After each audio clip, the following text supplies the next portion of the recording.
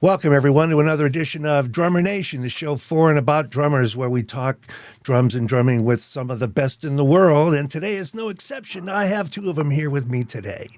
Say hello to my trusted colleague and co host, the wonderful Adam Nussbaum. How are you, sir? Yeah. Happy New Year, everybody. Just hoping for some peace and sanity in this crazy world. Seems like an outrageous request, given the Yes, day I to know, day, but but then I'm with you. again, that's the way I am. I'm with you on that one. So I haven't seen you in a while. You were gone the whole month of December. No, actually, it was all in November and half of December. Okay. But I'm glad to be back in my little house with my lovely wife and Cosmo, and just grateful to be out there trying to get my quarter note together. Straight ahead and strive for tone, right? That's it, bro. All right. Now, our special guest today is somebody known as a drummer, an historian, an author, an educator. When I first thought about doing a show about the best inventions for drumming from the 20th century, the first name came to mind was my friend Daniel Glass, and he's agreed to do the show. Here he is right now. Hello, Daniel. How are you? Gentlemen, it's an honor and a privilege to be here with you both. And It's Happy been a New Year. while. Happy New Year. Haven't Yeah, seen you in a while, huh? Everything groovy? yeah. Everything's groovy. I'm just living and working here in New York City and doing the New York thing, doing a ton of gigs, traveling, and it's good. I'm having a good time and just trying to survive and outlast my own audacious desires in life. Perfect. Let's talk about interesting thing to me about the drum set is that most instruments are hundreds of years old and they have a long, long history of development. And in spite of the fact that every civilization in the world has had percussion instruments, they're everywhere and always have been, probably were the first instrument beside the voice. The drum set as an instrument is not very old, is it? It is not very old at all, and in my research, I sort of see the glimmerings of what we know today as the drum set originating somewhere around the time of the Civil War. And here in the United States, the drum set is a uniquely American instrument, although drums, cymbals, various percussion, as you mentioned, go back much further and associated with many, many cultures and civilizations all over the world. But the drum set itself, um, we can kind of date that to maybe somewhere around the mid 1800s here in the United States. And we're going to take a look at photographs that I've assembled today that are going to sort of take us through um, a little bit in the late 1800s, but really looking at the 20th century. And for some of you who know, I have a DVD called The Century Project that looks at the evolution of the drum set. Sort of the loose century, 100-year period is 1865, the end of the Civil War, to say 1965 and the British invasion. And during that 100-year period, the drum set went through an unbelievable evolution, innovation.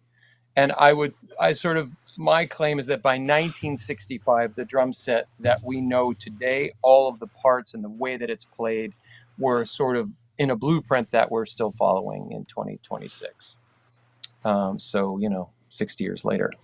But the period from, say, the middle of the 19th century to the middle of the 20th century is just an unbelievable transformation. So we're going to kind of focus our discussion on 10 elements within that drum set, and then sort of expand on those. And so anyway, I brought some photos, and anything you all feel like jumping in on and sharing your thoughts, it would be Okay.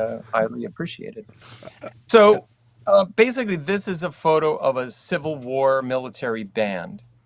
And the reason that we start here is because the elements of the drum set come from the world of the military. And these elements, we could trace those back actually to Turkey, the Turkish Meter marching bands, were some of the first to use elements not only of that would end up in the drum set, but that would end up in classical music, the timpani, for example. And they were, the Ottoman warriors were very fierce fighters, had a huge empire, and part of how they terrorized their opponents was to make huge, loud noise with drums. Now, this goes back to the Romans and many other cultures, but these elements would kind of, Ottoman culture became very fashionable once the empire was established, and so European classical composers started to borrow some of these elements. And anyway, Let me jump in there. I saw a metal band in Istanbul once doing Yeah. a concert outside, and it's some ferocious sounding stuff. Yeah. You can hear the beginnings of our marching bands, but Absolutely. you got to remember, look, what you said, that a lot of it was to scare people. And cymbals, Absolutely. as much as I love and have been part of the cymbal business, cymbals themselves were used for frightening off the enemy, Yeah, among other among other uses, but instruments. Right. definitely for sure.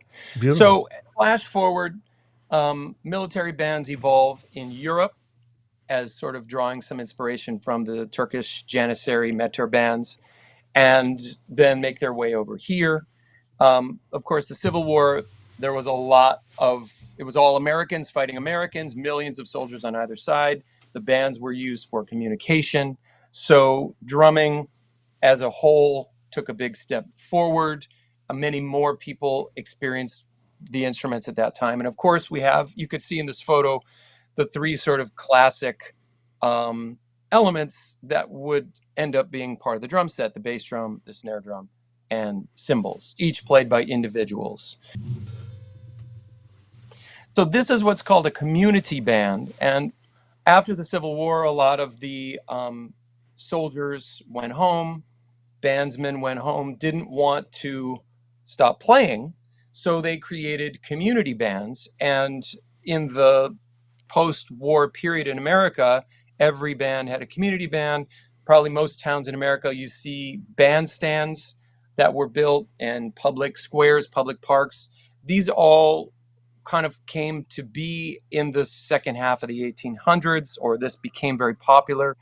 John Philip Sousa, who we know, of course, from some of the most famous marches, helped to revolutionize brass instruments, the valve technology.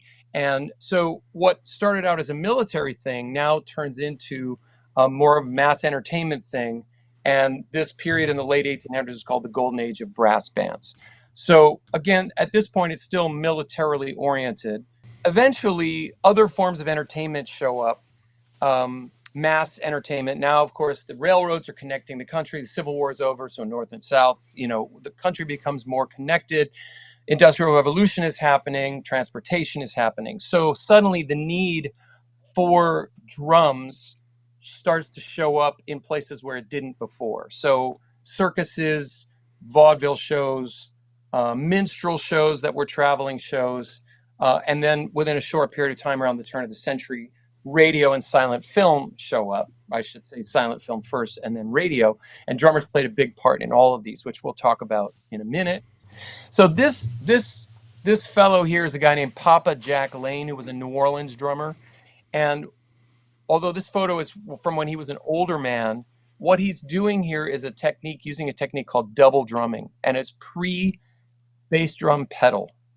So what they would do is and it's pre-snare drum stand, they would literally put the snare drum on a chair at a very heavy tilt, and of course would play the huge marching bass drums and the snare drum at the same time with the sticks. And maybe some of you have seen like Buddy Rich, Gene Krupa, drummers in the 30s and 40s and 50s, do some kind of tricks where they would play on the snare drum, but they would hit the bass drum at the same time with the stick. That goes back to this technique called double drumming. And so I'd love to be able to have watched a guy do that from the side, to watch how he could really manipulate. If you check out my Century Project DVD, I do my best to demonstrate it, because I couldn't find any actual demonstrations. Far out. But there's some I found some sheet music, and I sort of extrapolated from that and did my best to perform the double drumming style. Yeah, it's amazing. I mean, and these guys were incredible at what they did. So now you have the ability to play a cymbal. They would attach a small cymbal to the latter side of the bass drum so they could hit that as well. And also around 1890s, turn of the century, they got the bright idea to create a stand for the snare drum that could allow the drummer to then sit and manipulate all these things at the same time. So the first snare drum stands, this actually is a shot I took at Jim Pettit's shop. Jim has an amazing collection of stuff, catalogs, and old cool drums. I don't really know if it's from the turn of the century, but the first snare stands were wooden. And what's amazing, particularly once they started commercially making them, is that, and I don't know if Adam, if either of you've ever seen these snare stands, but in the 20s, the snare drum was still very heavily tilted, because even when hi-hat stands and other hardware started coming in, they were so primitive you couldn't raise or lower your hi-hat stand. So maybe some of you have seen like those shots of Buddy Rich where, and I'm a lefty, so don't let me mess you up, but this would be the hi-hat, and they would play the snare drum on top of the hi-hat hand. You know, today we do this, of course, but they would do this because the hi-hat. I'm still doing that sometimes when I'm trying to cool. get some other kind of sonic character, you know? Yeah. But that was a common thing. There's a famous clip of Buddy Rich playing Hawaiian War Chant with Tommy Dorsey from the movie Ship Ahoy, 1935. You can watch him play that technique at blistering speed. It's incredible to see. It's in his book. Yeah. There's a picture of him, you know, doing that, you know. The reverse hand thing. And there's shots of Krupa doing it too. Anyway, but these snare drum stands were like, in order for drummers to play that way, they tilted outrageously. So I didn't manage to find a photo. I think in some of the stuff I brought, you can see it. But the the way that the stand allowed the snare drum to tilt was like this. You know, it was insane. So the snare drum stand is another important invention, of course. Why did they want it tilted so much? Was it because of the old marching drums that were tilted that way? Well, certainly they copied the marching drums that were tilted, which allowed the drummer to walk while playing. Right. But at the same time, as I mentioned, they couldn't raise, once the hi-hat came in, they couldn't raise the hi-hat. So you had to be able to reach the snare drum, you know. I got you. Let's say here's this I'm all backwards, but here's the snare drum, and here's the snare drum, here's the hi-hat. I'm confusing myself. You got it right. So the snare drum had to be very tilted for you to reach it and then come across to get. Sorry, I'm really doing a bad job because everything's backwards. But there's your low hi-hat. So they just, for convenience sake, this was originally the way they would play the snare drum and the hi-hat. And also, you know, the original drummers, there was no hi-hat until around 1930. So all the timekeeping was on the snare, and you had to be able to get up to your traps, which we'll talk about, your wood blocks, cowbells, all of which were mounted on the hoop of the drum. It was very inconvenient to get around the drums, at least by our standards. For these guys, it was no problem because that's what they did. That's what they had, you know. But by our standards, it was very awkward. And I have a lot of these drums, and I've, you know, played around with all this stuff. So it's just another. The snare drum the drum set was a very different instrument at this point. But let's go ahead, because the next photo here, well, this would sort of be maybe what a drum set looked like around this period. This is a picture from around 1930, and this guy, I forget, it says on the photo name George something or another, but he was actually a Civil War band boy, and now this is him in 1930 as an old man. And you could see this drum set includes a lot of the elements that we're talking about. No pedal. So he would, you know, wooden snare drum stand. There's the cymbal attached to the hoop of the drum. That's the batter side, by the way. So, you know, they were showing off the gear, turning the bass drum around so we could see their perspective. So he would turn that bass drum around and put it in front of him, obviously. And then he's got a couple of goofy, what we would call traps, which is short for, oh God, I'm contraption. Contraptions, thank you. But also there's other theories about what traps was short for. But anyway, contraptions. And of course, what is he sitting on? Oh, chair. Right. And in reality, drummers, what we call a drum throne, you don't even see that showing up really in catalogs until the 50s. You know, all the drummers of the swing era, the greats, Krupa, Buddy Rich, they had those old fiber cases, and when you with wheels, when you flip those over and turn them on their side, they were 24 inches high, and that's what you sat on with your coat on top of it, because damn, that shit was uncomfortable. You know, I sort of, when people criticize the older players as well, guys today are so much better. It's like, well, you go back and try to play what they were playing on and make it sound 1/10 as great as how they made it sound. So the next innovation, that's of course is one of the most important ones that changes the game, is the bass drum pedal. And there were a lot of crude devices. Of course, drummers had been thinking about these ideas of having one person play both instruments, and there's a lot of crude devices. So sort of the first one that is we sort of think about as was a thing in the drum industry was what's called an overhang pedal, which is what is here. And so again, you can see the Explain that. It's hung from the tension rod. The spring actually goes across the top of the bass drum. It's attached to the top of the bass drum. Then there's a long rod that comes down that's attached to the beater. Oh, I and see. then you simply push the pedal down. The pedal is attached with a leather strap, and that causes the rod to drive the beater into the drum. So the overhang pedal, you would push down on that piece of wood. These things were super ungainly, really hard to operate. Sometimes they had 18 different parts to just the pedal, so the whole thing could fall apart, or if you lost a piece. They also had these clangers on them that would hit the really crappily made cymbal that was there, just stamped out. So that was your first attempt at bass drum pedals. And in my research, I've found a lot of really unusual versions of overhang pedals that people made themselves. Obviously, it was not easy to just order this. The drum companies were not necessarily making them in any real way. Quality control was not a thing in the teens. And really, I mean, these actually go back to the 1890s and even earlier. I mean, I keep finding earlier versions of these. They were around as early as the 1870s. There's a book that was written by in the 1930s, an old drummer wrote a book about what it was like in the theaters in the 1870s in Chicago. And he writes about that the new guys were bringing in these overhang pedals, and the older guys who were double drummers, they didn't want the new guys in, and they could do a much better job with their double drumming than the guys could with these pedals. So interesting. Adam, when you said you didn't know there was a drum, that I would say the idea of a bass drum pedal goes back to the 1870s as far as starting to be in common use. Right.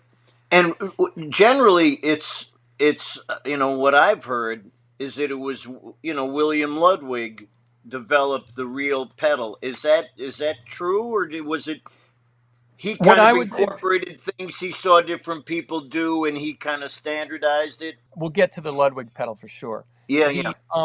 This is a very famous picture. People often say this is the first picture of a drum set. It's from New Orleans, 1892. It shows the Robichaux Orchestra, and the drummer is Dee Dee Chandler, who, and if you look carefully at the left side of his bass drum, you could see part of an overhang pedal. Now, this is the guy that we saw who was an older guy, Papa Jack Laney, was chomping on the cigar. And this is him as a young man with his band, also a New Orleans band, also around 1892, in front of a circus tent. So this was a circus band, and you can clearly see that he's got an overhang pedal as well. Now, the reason I put these two photos in is that the drum set was not invented in New Orleans. Now, I know a lot of people might get angry if I say that. Jazz drumming was invented in New Orleans, okay? Different. Jazz drumming was not the first type of drumming to be done on a drum set. But people say, well, that's the first photo. And it might be the first photo, but just because it's the first photo doesn't mean, that people were walking around taking pictures of bass drum pedals at this time. You know, it's not easy to take photos. And I actually have some photos. Kelly, you know, Kelly Ray Tubbs, she's my fellow researcher. We've come up with a bunch of these amazing old postcards, and we have some from the late 1800s and early 1900s that actually show overhang pedals from before this period. But anyway, just a distinction.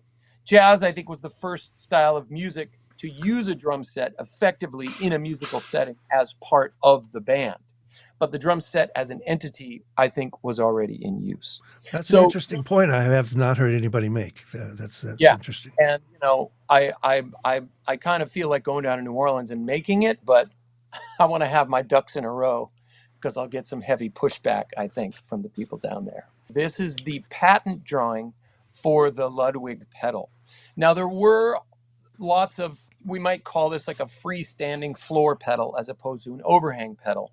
There were lots of patents already, or lots of pedal ideas, some made of wood. I've seen wooden pedals, but they all have the same idea that, you know, it's a spring operated device that sits on the floor. And so 1909 is when we think of as the Ludwig pedal coming out. And it was certainly because the Ludwig company was a drum company already. They had the means to kind of get this out on a widespread basis. So if you jump forward one more slide, I'll show you a picture of my Ludwig pedal. This is the pedal. And what's so amazing is that it is really the same design that we still use today, 100 and whatever, X number. Yeah. It hasn't really changed at all. So John Aldridge told me that part of the reason why this pedal was so successful is that you could break it into 3 pieces. You could pull out the beater, and you could separate the post from the pedal board and hold it in your hand, and you could drop it in your overcoat pocket. So the earliest drum set players in the 1920s, nobody had a car, and you had to take the streetcar to your gig. So this pedal broke down and fit easily in your coat pocket, made just one less thing to have to carry in an awkward way. So yeah, imagine that. There were collapsible bass drums at the time that you could put stuff into the bass drums, you know. So there were a lot of different solutions that people came up with. And it really makes sense. You know, I mean, I think there's a lot of misconceptions about what a drum set was that early on, or what innovations were in a drum set. And we're going to see today in some more of these photos that there were so many incredible innovations. In my DVD Traps, which is just specifically about the gear, kind of going in that same 100-year period, I mentioned a whole list of stuff that was all invented before 1940. And that includes some of the other things we'll see today. But all sorts of things that we think are modern innovations, like the drum rack, for example, you know, that had been around for a long time. So I want to show you just a couple pictures of how elaborate drum sets were already in the 1920s. And the reason I want to show this picture is that it's unbelievable. Yeah. But the drummer's job in the 1920s was a 3-fold operation. It was, today we think of drum set playing as primarily for timekeeping. But in this time period, drummers were tasked to do a lot of different jobs. So for example, they had to play dances. So they had to know a lot of dance beats. Okay, we've acknowledged that was, you know, timekeeping, getting people to dance. But a lot of the drum sets of the time included classical percussion still, because a lot of the ensembles at this period, say you're playing in a hotel lobby, you might have violins and cellos in the band, or an upright bass. You might be playing minuets and waltzes and quattros and other dances that still were very popular at the turn of the century. So you might be tasked to play a tambourine, or a timpani, or chimes, or a glockenspiel, or a gong. And, you know, so if either of you guys, you've probably seen Vince Giordano's thing. He has that very elaborate setup. Vince Giordano is the sort of number one 1920s early jazz expert in the world, and his band plays at Birdland a couple nights a week.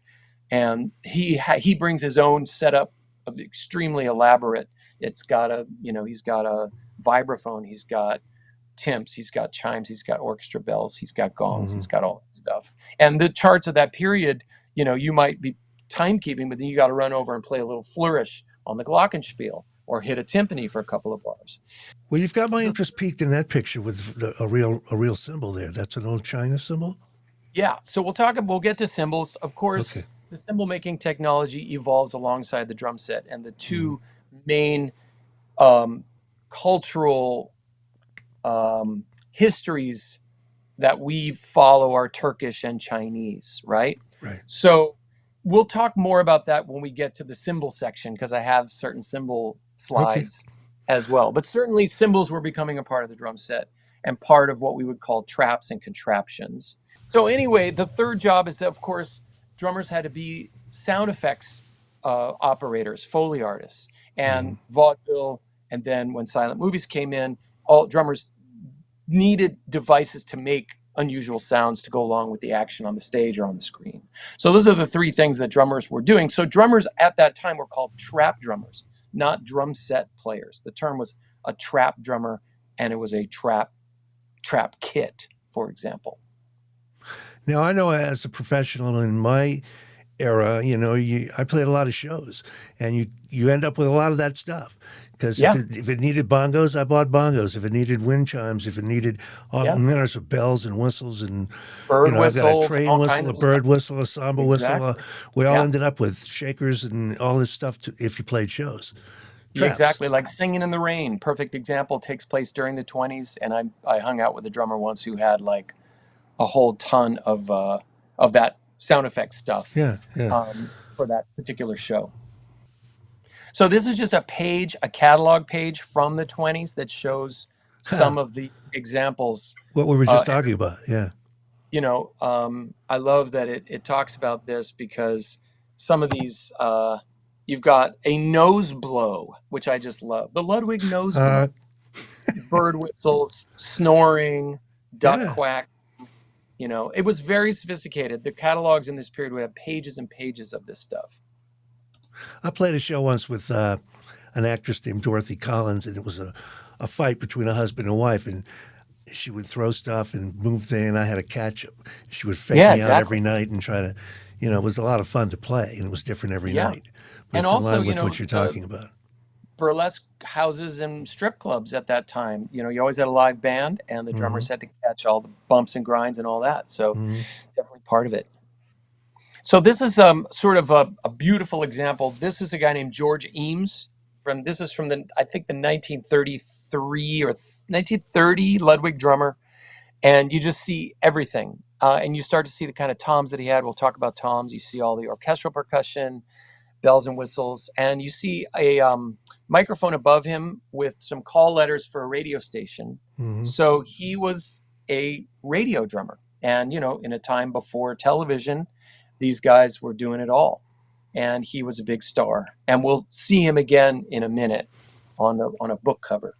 But so this is a drum set combining a lot of this stuff, and this is still even before 1940. I mean, this is maybe 1930, even before the swing era. So it was very elaborate. When you see pictures of Sonny Greer, you see an elaborate array of equipment like that, very similar to that last photo. Exactly. Sonny Greer, the early drummer with the Ellington Band. Yes, and also Paul Whiteman, who was called the king of jazz in the 20s, even though he was anything but his thing was just more is better. And I have a photo that I don't have here, but it's like got 2 grand pianos, full strings, and the drum setup is just out of this. It's insane, So same kind of thing. It's like elaborate drum sets were a big thing in the 20s. So you're going to love this. This is Murray Spivak. Oh, wow. And I included this because Murray Spivak is known as a teacher of great drummers like Chad Wackerman and Terry Bozzio and Chuck Silverman and a lot of the guys in LA, but he was a well-known drummer in the 1920s, and this is him behind his elaborate setup. And the other thing I love about Murray Spivak that many people don't know is that he was also a sound engineer, and he did all the sound for the original King Kong movie. That was his first claim to fame. So a lot of this stuff that we're talking about wasn't invented by the drum companies, so to speak. It was found objects that drummers would start using out of necessity and then bring to the drum companies, and the companies would start to manufacture it because their artists were asking for it. So this is one example. This is actually a patent drawing of a fly swatter from 1918, maybe 1911. I can't remember. It says there on the thing, on the graphic, but 1913, and it looks suspiciously similar to what we would today call brushes. It was, this is before the time when plastic was built or invented or used popularly. So drummers would get fly swatters and they would use them as a quieter alternative for sticks. And this started around, probably they were using things well before this, but we could see examples of this. And of course, Adam, as you mentioned on early recordings, a lot of times early recordings don't tell us what the drum set was like, because a lot of times drummers were not allowed to play anything more than a little choke cymbal or maybe a snare drum, certainly not a bass drum. And there's a lot of debate about when was the first bass drum used or heard on a record. And I would say somebody made a great case that the original Dixieland Jazz Band recordings from 1917, you can actually hear a bass drum on those, and I would agree. So maybe the first time we hear a bass drum, people say, well, Krupa recorded with a bass drum in the 30s. We can go back to 1917, 1918. And probably if you listen real close, I think you can, the drummer is fully playing a full drum set. So it's exciting. So this is Clayton Cameron's record. And the reason I include this is that he went to Minton's, the jazz club, which is still in existence here in New York. It's where bebop was sort of the lab where Charlie Parker and Charlie Christian and Monk and Kenny Clark and those guys crafted bebop. But there's a mural there that shows a jazz jam session in a hotel room.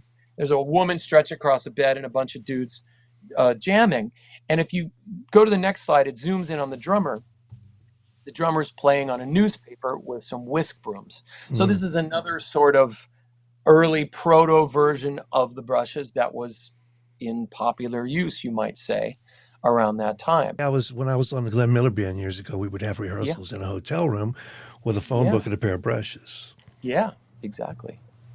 And this, of course, is Joe Jones, Papa Joe Jones, who is often credited for really being the first one to play the drums in a modern way, in a legato way, similar to, the human voice, or to have those sort of, to bring the articulation to the instrument. And interestingly, Joe Jones grew up in vaudeville, like so many other guys at that period.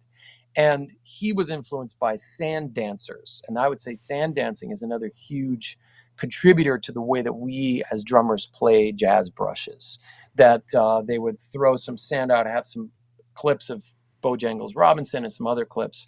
It was a very popular thing in vaudeville. They would throw sand out on the stage and then use their feet to scrape across it.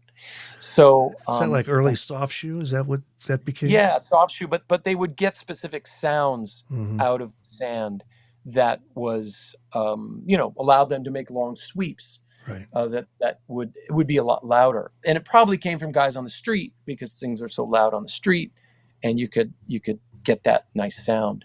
So and there's a whole thing about sand dancing and drumming, and it's really cool, really cool. I forget which drummer it is, made a whole record where he played with tap dancers, and there's a sand dancing demonstration on that record. It's like O.C. Johnson or one of those guys from the 40s, 50s. Cool. I like the fact that you mentioned Joe Jones being the first legato drummer, because that's something I've always said. He was the first guy you heard where it was more like this instead of this. And I think the whole thing with the brush and the sand thing was that you hear the beat as a place not just a point. Yes. And I would say that drummers certainly were already playing brushes in the 20s.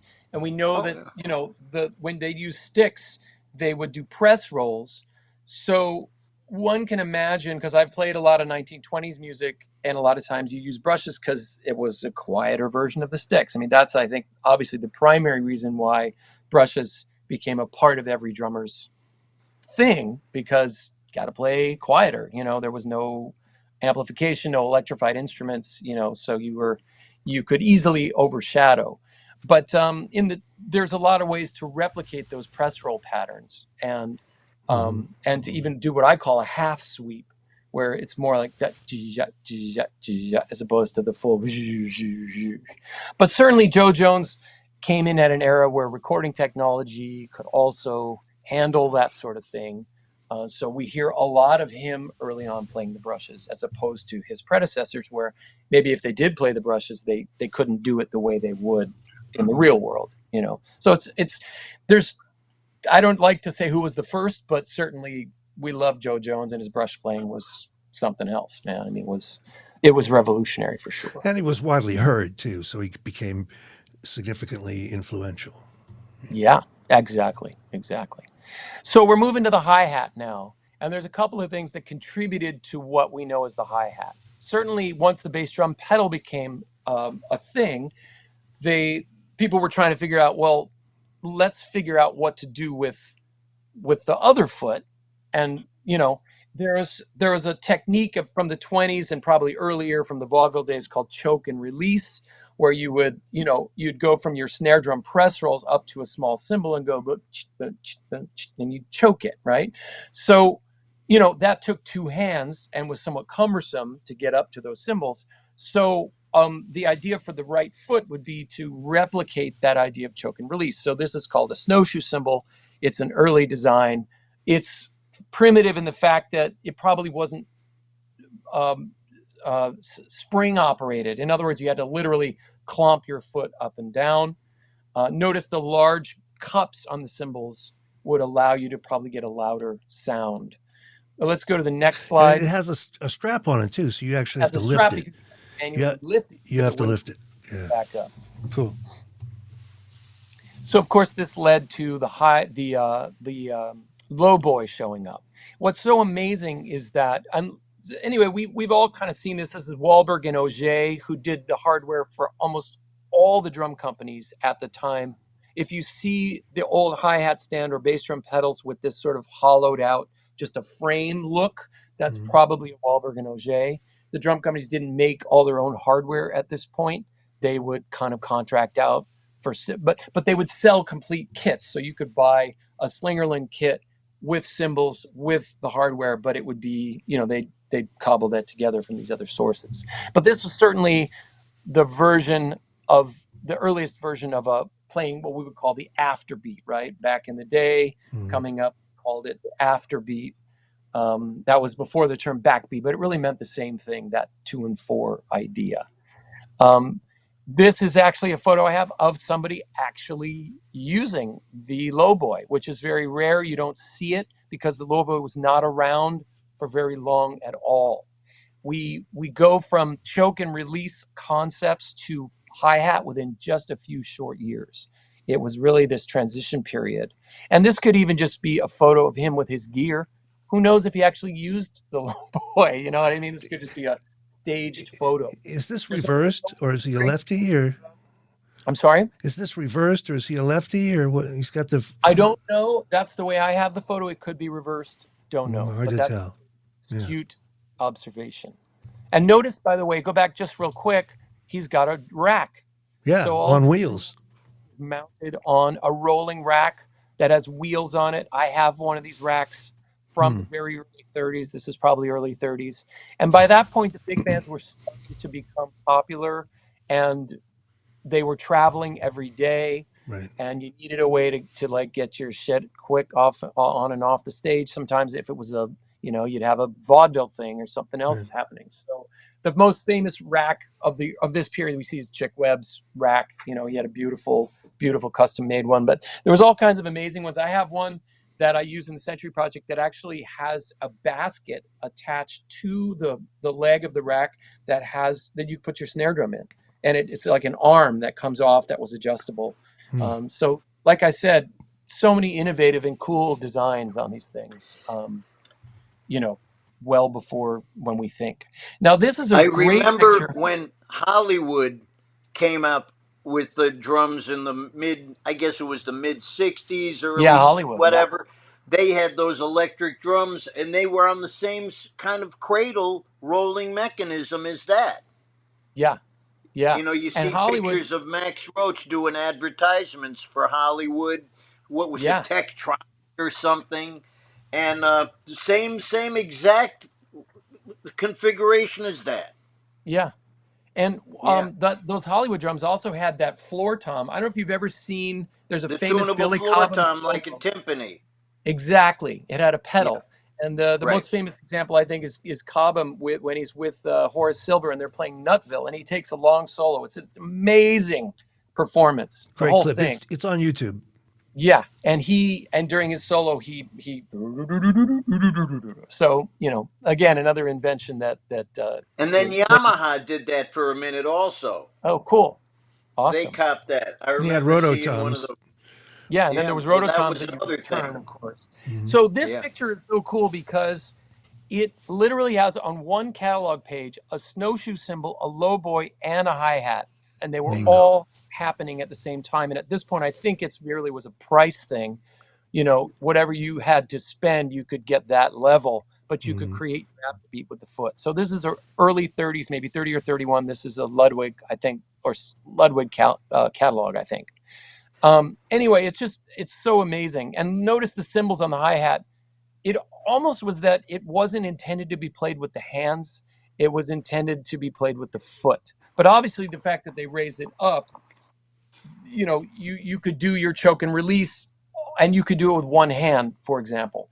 Now, recording wise, by 1930 or 31, the first really good recordings that we hear is Fletcher Henderson.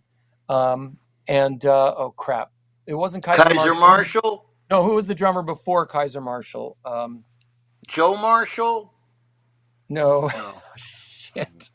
All this information used to be right in the forefront of my brain, and now it's this falling through the sifter. To get more information in, we have to let some of it out. Exactly, that's the problem. That's my excuse. So anyway, but there's a song called Sugar, and if you listen to that, either it's the smoothest, most legato choke and release I've ever heard, or it's the hi-hat being played. And there's another clip.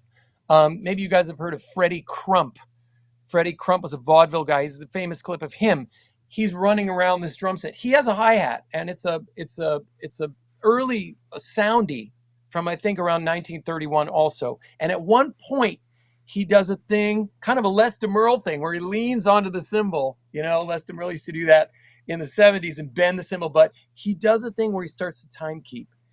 And there's a Lionel Hampton track from 1930 where he's still with Les, whoever the big band he played with before Goodman when he was on the West Coast, Les Height.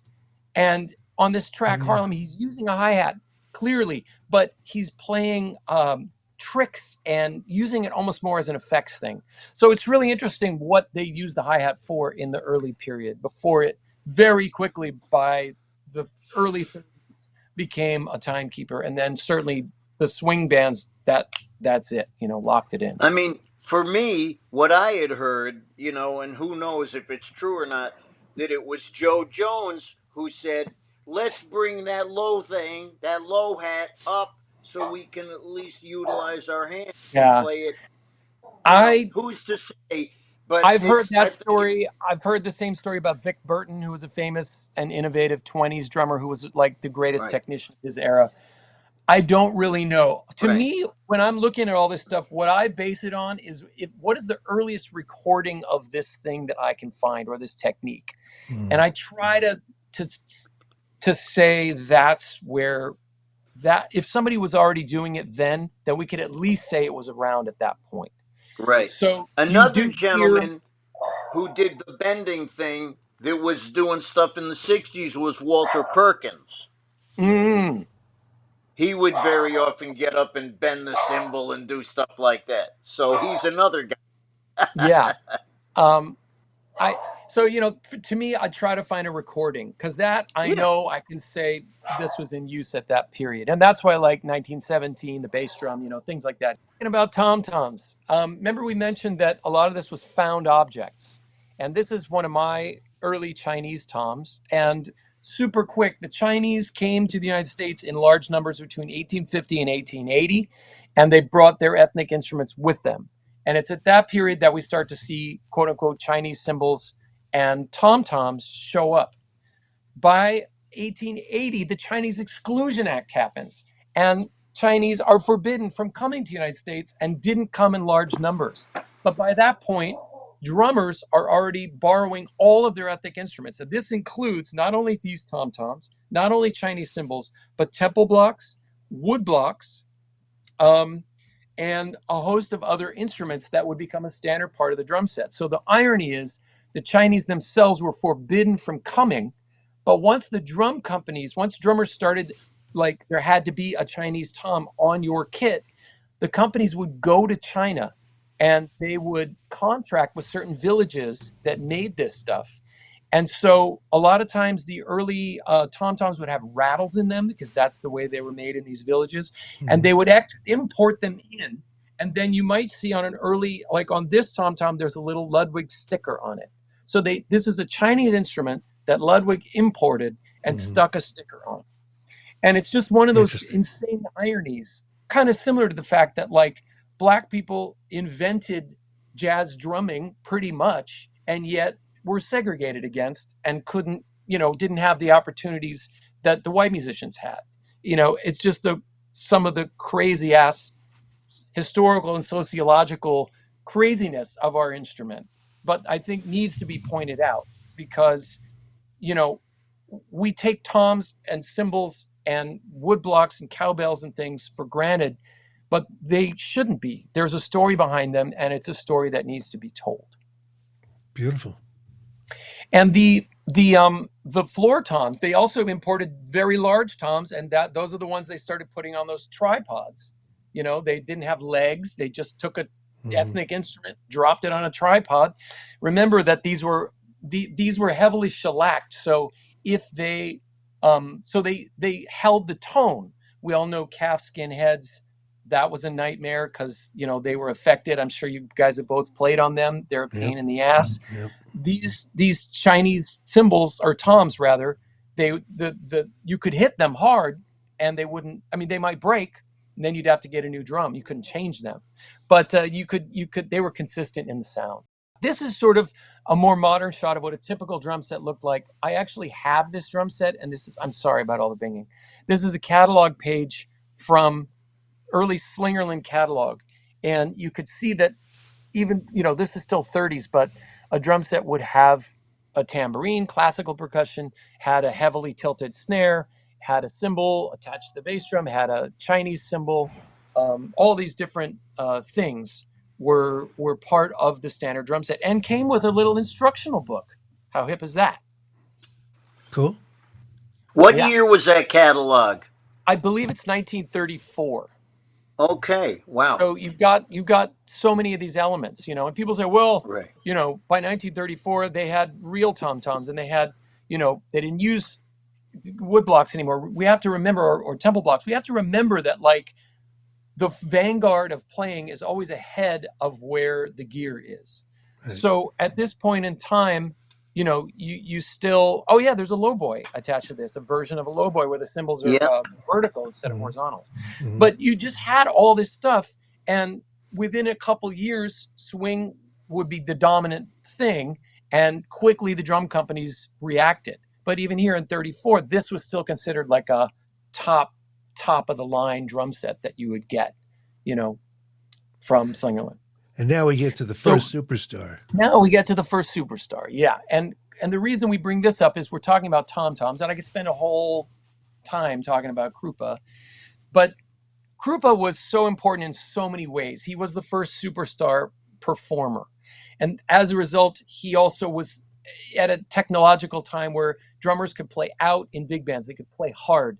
They were in films. they, were much more prominently featured, and we could all see that. Right. Krupa also was one of the first ones to write a lot of instructional books. People don't know that. He was the first to host a nationwide drum contest, which was a huge deal. The winner of which the very first year was Louis Bellson, a 17-year-old Louis Bellson. Oh, Was I the didn't know first that. winner of the Gene Krupa contest. Also Dave Black, who you probably know, Adam. I don't know if you know him, but he went on to play with Ellington like Bellson did. And I interviewed him. He was a winner of a Gene Krupa drum contest. And there was a few other named drummers who went on to big careers because of this. So Krupa was just important. Of course, Krupa had a drum school with Cozy in New York on I think it was on 52nd Street. I once went to the address and tried to find the building. I have a business card from that school, which is so cool. But anyway, what we want to talk about here is that Krupa was the reason why tom-toms have two heads on them. In this catalog, you see, I believe, both single and dual tension tom-toms. Again, if you didn't have the bread, you would buy the single-headed tom, and if you went for the Cadillac kit, you'd get the fancier one. But Krupa, because of Sing Sing Sing, brought the tom-tom in as a mainstream instrument that drummers would use, for timekeeping as well as fill playing. And again, you have to consider in the 20s, you couldn't do a Sing Sing Sing beat in a recording studio. They would not let you, because you would knock the stylus that was cutting into the wax cylinder off. It was just, they couldn't handle the volume. So, Krupa, through his widespread exposure, his superstardom, single-handedly, I would say, made it possible for toms, which started as these little tack things. Then one side was tacked. They were now made by the companies, and you could only tune one head. Now you could tune both, allowing for just us to be able to do what we do better and better and better. Cool. More, and we had the ability to change heads. Well, that shot is from the Amraco company. It was an ad for Amraco, which stands for American Rawhide Company, and that was the biggest manufacturer of animal skin heads. And of course, if we're talking about what we're going to talk about now is the evolution of plastic heads. And I'll just say very quickly that, prior to the 50s, all drum heads were made from different kind of animal hide. A couple of really interesting facts. People may know that the biggest drum companies of the classic age, Slingerland and Ludwig, were based in Chicago. Rogers was based in, I think, Niles, Illinois, so not far from Chicago. And the reason why these companies were in Chicago had nothing to do with drums.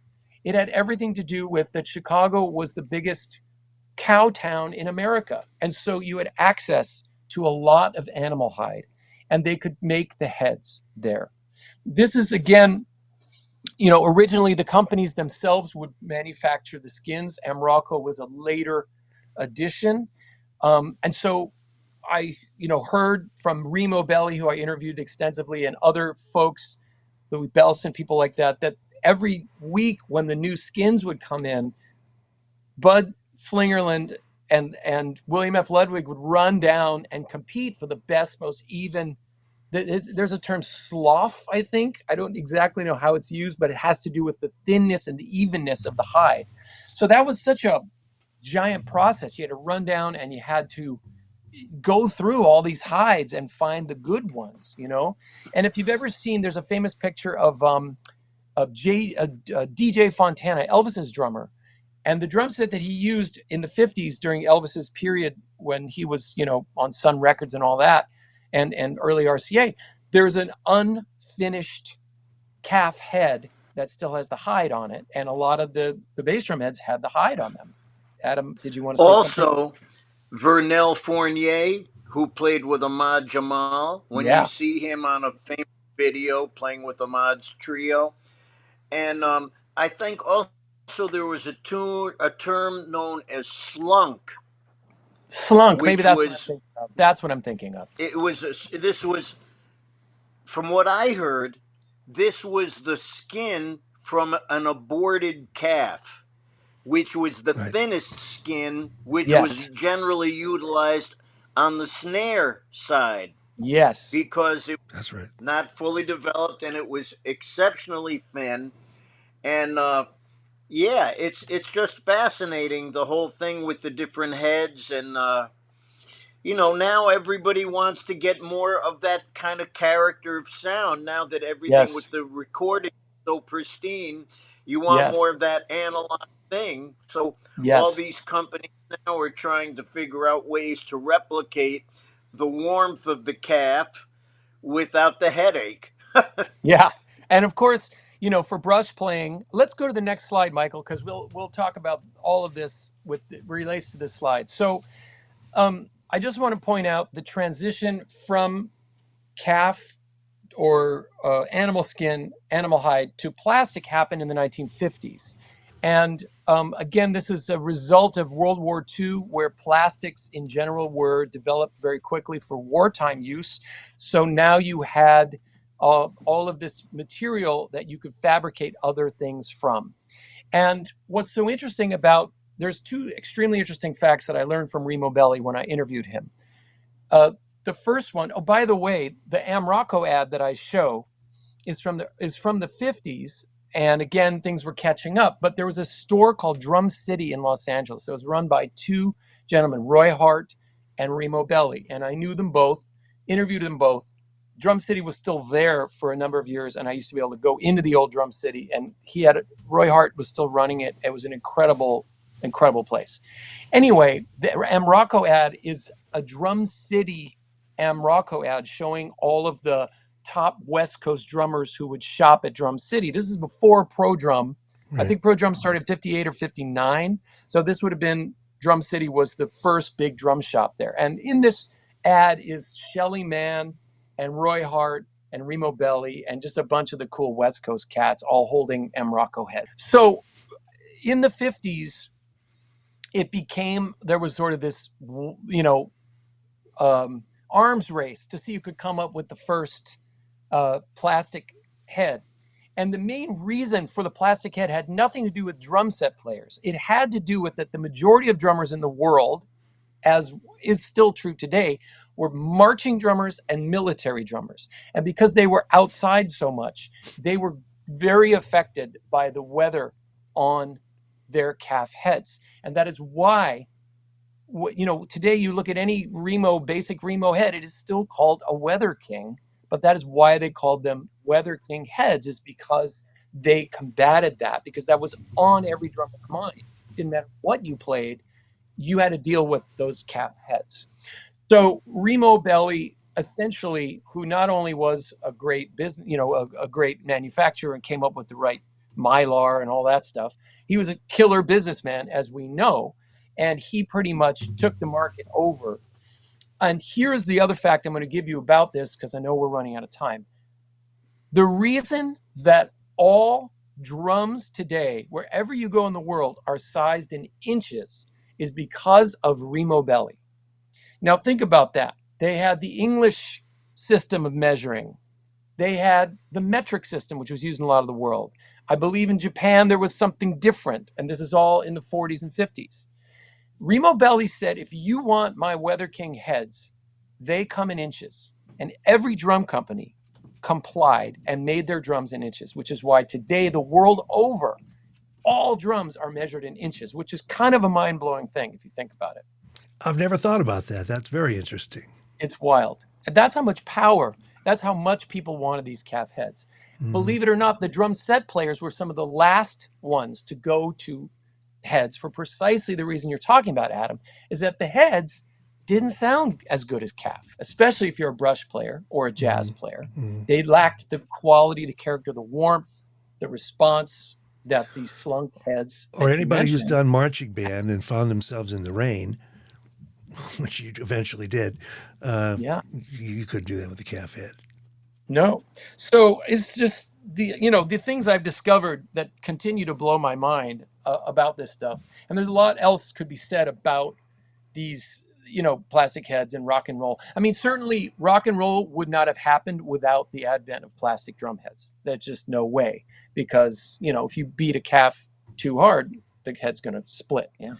All right, we got a couple more things, but we're almost there. Okay. So we're going to talk super quick about symbols because there's a lot to say. As I mentioned, there are two sort of symbol making technologies, histories, cultures that we follow. There really are three. The Europeans had their own symbol making heritage, but the two that were the most important in the US and in the evolution of the drum set are the Chinese. And the one thing I'll point out, this is a Chinese symbol of mine. Note all Chinese symbols at the time had a leather strap because you hung them on a little hook that attached to your bass drum hoop. So they were part of the original traps, we might say. And they had that, of course, beautiful trash can kind of sound that worked well as a sound effect. And that's really what they were sound effects. This is an actual Chinese ethnic instrument. It's not an instrument made by an American manufacturer. The way you can tell is that big bell type of thing at the top is actually a handle. So in a Chinese parade or ceremony, they would hold them and use them like that. So that is an authentic, and it's a beautiful sounding cymbal. I think it's about 14 inches. Next slide. I'd like to hear that one. Of course, the Turkish cymbal making tradition. We've talked about the Janissary bands, and Michael, of course, you know all about it, being that you were importer of Turkish cymbals for a very long time. I was there like 15 times. Yeah. Of course, we know Zil means symbol, and Gian is like if you're Jewish, calling yourself Silverstein, or if you're Scottish or Irish, Macmillan. IAN at the end of an Armenian name means like, so it literally means maker of cymbals. And a lot of Armenian names are IAN at the end. Zildjian the family is from Armenia. They maybe Turkey at some point, but they came to the U.S. as part of the Armenian genocide. That's originally how they got here. But There are a lot of people who know much more about that history than I do. Well, one more aside I'll throw in with the IAN thing. When Robert Zildjian broke off and formed Sabian, he used the letters of his children's names, Sally, Billy, and Andy, because he wanted to end in IAN, consistent with the Armenian heritage. That is such a brilliant marketing strategy. Wasn't it? It's unbelievable. And it all worked out with his kids' names. I mean, who would have thunk, Of course, the Turkish tradition is about the hammering. It's about every cymbal sounds different. It's darker. And so that really has become the American cymbal sound, you could say. Of course, the European tradition, Italian, UFIP, the Swiss Paiste. Maybe we might characterize it as a brighter sound, perhaps, although today everybody does everything so well.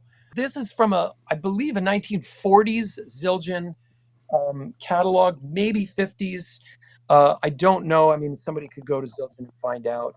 But the reason I include this is that you could see the types of cymbals they had. And one of the interesting things that I have always wondered is when did we call a ride, and a crash, and a swish? So if you look at this is their price list from their catalog. They have the different thinnesses. So they already had a heavy cymbal. They already had a paper thin, and they had a bebop cymbal. So and a swish, which was already in use during the big band era. That was a modified version of a Chinese cymbal that you could ride on.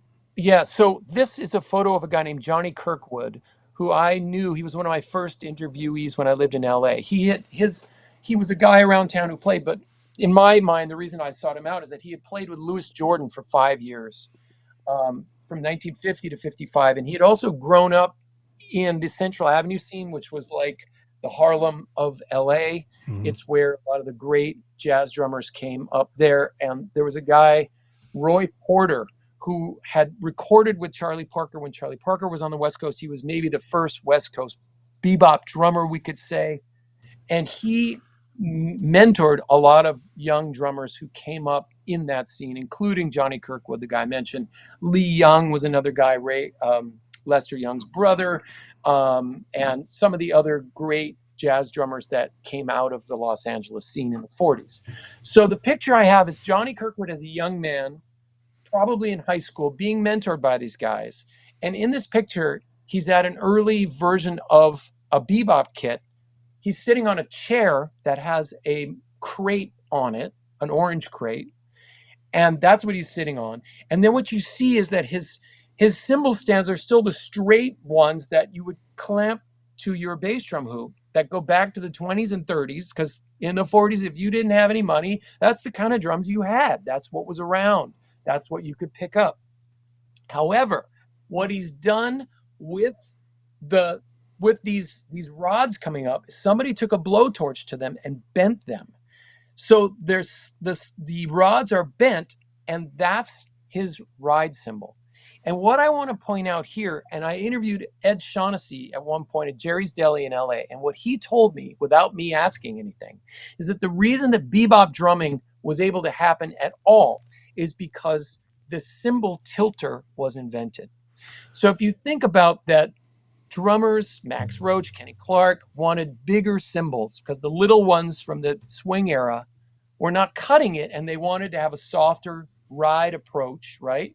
The bigger cymbals, again, Joe Jones in on this, Dave Tuff in on this. You know, a lot of different guys were part of this switch over from swing to bop, that era. But if you know, again, a cymbal tilter was something that didn't happen until the early 40s. And if you were a young kid, you could not afford a cymbal stand with a cymbal tilter. So you tilted the stand yourself. Now, you couldn't adjust how much tilt your ride had, but at least you could play on the tip of the stick with it. Wow, that's very interesting. I've never heard that. It's a piece of evidence right there that supports that swing to bop period and the evolution of bebop, because Johnny was a bebop drummer. So it's really, really great. Cool. Very great story. So now we're going to jump forward. We sort of talked a bit about, I will say one last thing. I did interview Leon Cipini at one point. Adam, I'm sure you know Leon. He was the ears of Zildjian for decades and decades in their testing room. And I did ask him about, well, when did you start putting crash? When did you stamp the word crash on a cymbal? And he really couldn't tell me. But, you know, I think with the advent of rock and roll, I mean, I once read that somebody asked Mel Lewis in a clinic, he had 3 cymbals, and said, well, which of these are your rides and which are your crashes? And he said, I have 3 rides and 3 crashes. So for jazz drummers, of course, we don't really make that much of a distinction. We just have cymbals, and we could do we want to do whatever we want to do on them. But I think at the advent of rock and roll, and I could trace sort of the fill down the toms and a crash on beat 1, really to Earl Palmer, who again was the guy who started doing that stuff on records. I think after the mid-50s, the cymbal company said, okay, this is the way drummers are playing, so we're going to create something and call it a crash, and it's going to differentiate from a ride. That's the best I can say about that. Well, the early jazz cymbals were thin, so you could crash them and get a good crash down, and you could ride them and get a nice mellow ride sound. But once you needed more power, the cymbals got heavier and heavier, so then you couldn't really crash a ride cymbal anymore, and you couldn't really ride a crash cymbal anymore. So the differentiation came through that way. This is, of course, Joe Collado, who started the company Regal Tip in 1958.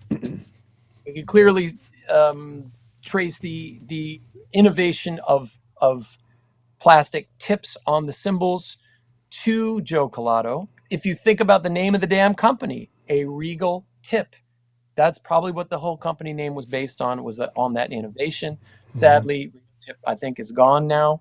But they were a mainstay. I mean, I started out playing Regal Tip Rocks, you know. I played them in the 70s. Yeah, plastic. I still play them. I have some. I had the silhouette, the Regal Tip silhouettes, which were like sort of tiny, skinny. Yeah, and you know, the Jake Hanna model. Jake was their first endorser. Yeah. Yeah. So, of course, just so people know, the plastic tip, A, was more durable than the wooden tip. So there's a financial benefit. And 2, it had a very super bright, crisp, clean sound on your ride cymbal, which in the era of rock and roll, where you needed a ride to cut through, you know, all the cacophony of electric guitars and everything, that was a big benefit. So when it came along in the 60s and the 70s, there was obviously a market for it. And a lot of drummers still prefer plastic tips. They still use them. And Joe is in the PAS Hall of Fame. Yeah, he made it to 102 years old, which I did not know. He died just in 2023. Yeah, 102. we just lost him. Yeah, pretty amazing. Well, we all know his daughters, Kathy and Carol. Yes, Yeah. yes, and Good his people. granddaughter. Yes, Michelle. Right. Yeah, good All right. people. So last thing we're going to talk about is double bass. Now, everybody associates double bass with Louis Bellson. However, I knew Louis quite well, and I interviewed him quite extensively. And he told me that actually he really did not invent the double bass, that there were others around at the time who were experimenting with the same concept. Now, certainly Louis is the guy, and deserves rightly so. He invented the style and technique that, the first techniques of playing double bass. He revolutionized it as a player, and with Duke Ellington did the first double bass solos in Skin Deep that he wrote, and the Hawk Talks, which he wrote. But this is a guy named Tommy Thompson in Chicago. This photo is probably from the 30s, and if you look at this photo, you see it's not only a double bass idea, but it's a double bass pedal. So this is a prototypical early, probably he made it himself. Wow. It's a double bass pedal, and you can see a hi-hat there as well. And the hi-hat, I believe, is like doesn't have legs. It's attached to the bass drum via, like a support arm going across. Very I could be interesting. wrong. It's hard to tell, but you can see how there is a third pedal for the hi-hat all the way on the end, and then you've got two pedals, and then it's unfortunately the quality isn't great, but you can see there are two beaters about a little bit about halfway up the drum. So this guy Tommy Thomas was a Chicago drummer. He was popular in the 30s in the swing era. He was a known entity in Chicago, and he was already working with the concept of not only double bass but a double bass pedal. This, of course, is Louis Bellson. This is probably a late 40s shot, maybe early 50s, but I think it's before he joined Duke Ellington, because by then I think he was playing Slingerland. I'm not sure. This is Gretsch. So I don't know the exact chronology, but look, the drum set is insane in this picture. It's double bass, but he literally has a giant floor tom in between the two bass drums. He has toms. It's almost like like a Billy Cobham kit, where it's a symmetrical kit, based around the two bass drums. So it's not like the toms go from high to low. They come out from the center. And it's just a spectacular drum set. I'm not sure if maybe this is a Slingerland kit, and I'm confusing things. It looks like a Slingerland kit. But it's just a spectacular picture. And of course, Louis Bellson, through, as I mentioned, his work with Duke Ellington, and he was also one of the first most important clinicians, spread the gospel of the double bass. And so the absolute nicest guy in the world. Of course, the nicest guy in the world. So interesting that double bass would go on to become associated with rock and not jazz, even though it began as a jazz device. So that's interesting. Fascinating in that sense. I mean, there were other, of course, Ed Shaughnessy used it. Bobby Morris was an early adapter of double bass. And you could find a few other jazz drummers. But in terms of the classic thing, not today's jazz drummer, but not that many jazz drummers use it. But once rock came in, the rock guys, Carmine Appice, etc., on and on, adapted that. So, yeah, Ginger Baker. Yeah, Ginger Baker for sure. Right. I mean, primarily, I think, it was used more in a soloistic aspect than it was for general timekeeping, because everybody still wanted to hear that on the hi-hat. Well, it's been my pleasure to have this time with two of the greats and to talk about the history of jazz drumming. I'll put Daniel's links in the show notes, and please leave a comment if you like. And also, don't forget to hit that subscribe button on YouTube. It helps us out a lot. So I'm going to let it go with that. Thank you both, gentlemen, and keep the faith and straight ahead and strive for tone. We'll see you soon.